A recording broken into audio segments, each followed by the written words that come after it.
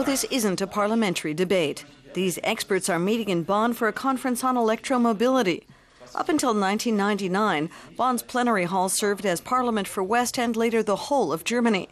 Since then, it's become a conference center and a symbol of Bonn's resurgence after the departure of the government and parliament.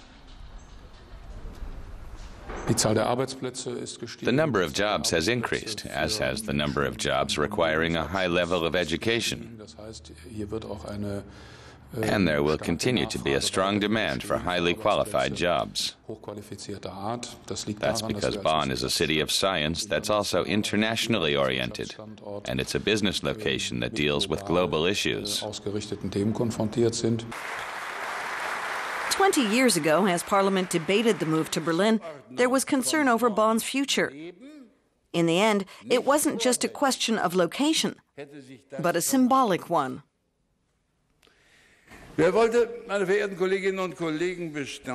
My esteemed colleagues, who can dispute that you can enjoy life here on the Rhine and work in a pleasant environment? But it's not a question of our well-being or day-to-day pleasantries.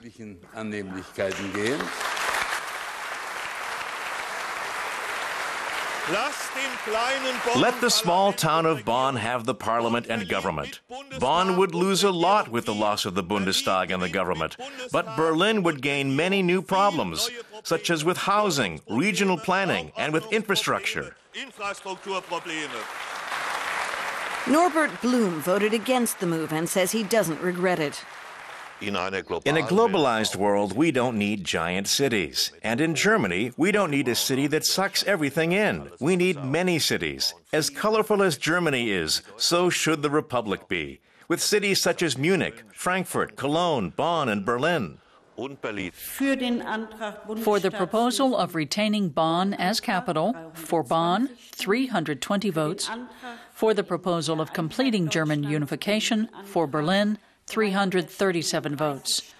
2 abstentions. It was decided to move to Berlin.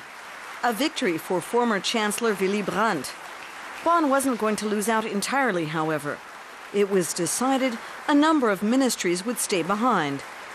But it quickly became clear that Bonn would have to play second fiddle. As the German capital, Berlin is now where the important decisions are made and where the hype is. 20 years later, some ministries still have their main headquarters in Bonn and smaller offices in Berlin. For example, the Environment Ministry and the Defense Ministry, but they've got used to the arrangement. In the beginning, it took a bit of getting used to, but since then, everything has been going really well.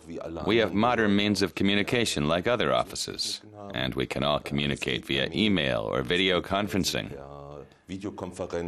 We only have to travel to Berlin for important meetings.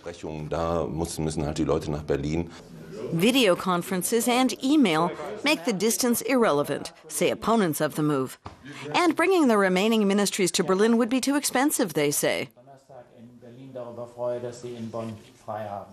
The situation wouldn't improve if we organized a big move. We can use technology as a tool. We no longer have deficiencies in communication and don't need a postman to be able to exchange information with one another. The ministries themselves also appear reluctant to pack up and move anytime soon. The Ministry of Health has recently constructed new office buildings in Bonn, costing nearly 60 million euros. For the German Taxpayers Association, it's a scandal. It's a question of whether the federal government should be based in one location or whether it should retain 2 seats of government, which, by the way, is unique in the world. The negative effects of this disagreement on the government's policies is strong, and you can't offset that with money. Even if the ministries want to stay put, more and more of their employees don't. The Ministry of Defense now employs more people in its Berlin office than in Bonn.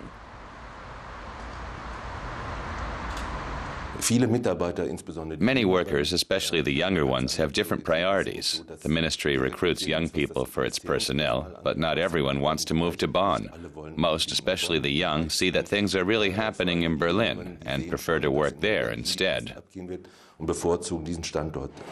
Berlin and Bonn should share the workload equally.